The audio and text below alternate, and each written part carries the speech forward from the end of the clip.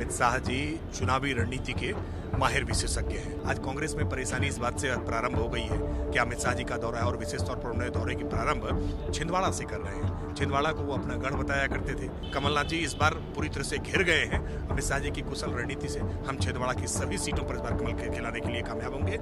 मध्य प्रदेश का सियासी रण जीतने के लिए भारतीय जनता पार्टी लगातार जोर लगा रही है और इससे समझा जा सकता है कि खुद केंद्रीय गृह मंत्री अमित शाह महाकौशल के दौरे पर हैं। महाकौशल के मुख्यालय जबलपुर में संभागीय भाजपा कार्यालय में उनकी ओर से बैठक की जा रही है। 38 विधानसभा सीटें जो पिछले चुनाव में कांग्रेस को जिन्होंने सत्ता का दरवाजा खोला था, इस बार बीजेपी चाहती है कि यहाँ बेहतर करे। राकेश त्रिपाठी जी हमारे साथ हैं, भारतीय जनता पार्टी के राष्ट्रीय प्रवक्ता हैं। कितने गहरे मायने हैं सर यहाँ पर अमित शाह जी की ये बैठक? देखिए, अमित शाह जी चुनावी रणनीति के माहिर विशेषज्ञ हैं। भारतीय जनता पार्टी के राष्ट्रीय अध्यक्ष रहते हुए भारतीय जनता पार्टी के संगठन को एक अपराजयी संगठन बनाने का काम उन्होंने किया है। और आज जब उनका मध्य प्रदेश का ये दौरा आज से प्रारंभ हो रहा है, 3 दिन का दौरा है, जिसमें मध्य प्रदेश के सभी संभागों में अलग अलग कार्यकर्ताओं के साथ, पदाधिकारियों के साथ बैठक करेंगे, चुनावी रणनीति पे चर्चा करेंगे, कैसे भारतीय जनता पार्टी 2/3 बहुमत मध्य प्रदेश में लाए, इसको लेकर के एक रणनीति बनाने का काम करेंगे। आज कांग्रेस में परेशानी इस बात से प्रारंभ हो गई है कि अमित शाह जी का दौरा है और विशेष तौर पर उन्होंने दौरे की प्रारंभ छिंदवाड़ा से कर रहे हैं। छिंदवाड़ा को वो अपना गढ़ बताया करते थे। आज उनके इस दौरे के बाद से स्पष्ट हो जाएगा कि छिंदवाड़ा में कमलनाथ जी का अपना चुनाव फंस जा रहा है। कमलनाथ जी का स्वयं का चुनाव जीतना बहुत मुश्किल है। कमलनाथ जी इस बार पूरी तरह से घिर गए हैं। अमित शाह जी की कुशल रणनीति से हम छिंदवाड़ा की सभी सीटों पर इस बार कमल खिलाने के लिए कामयाब होंगे।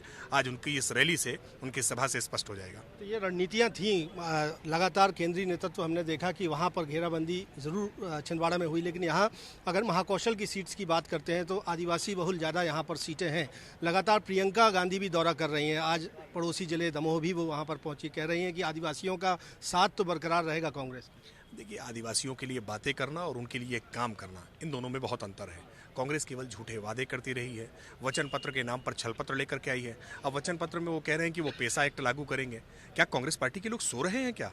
अरे मध्य प्रदेश में आंखें खोल करके देखिए, पैसा एक्ट लागू हो चुका है। मध्य प्रदेश में आज तेंदुपत्ता संग्राहकों के लिए हो या आदिवासी में बैगा भारिया सहरिया के लिए हो, 1000 रुपये अगर शिवराज सिंह चौहान जी की सरकार ने प्रारंभ किया था तो कमलनाथ जी ने उसको बंद करने का काम क्यों किया?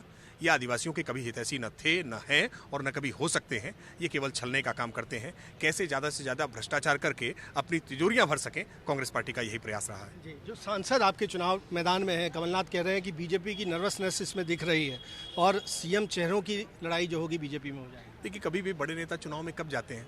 जब अनुकूल परिस्थितियां होती हैं। प्रतिकूल परिस्थितियों में कोई बड़ा नेता चुनाव लड़ता है क्या? आज कांग्रेस पार्टी में प्रतिकूल परिस्थिति है।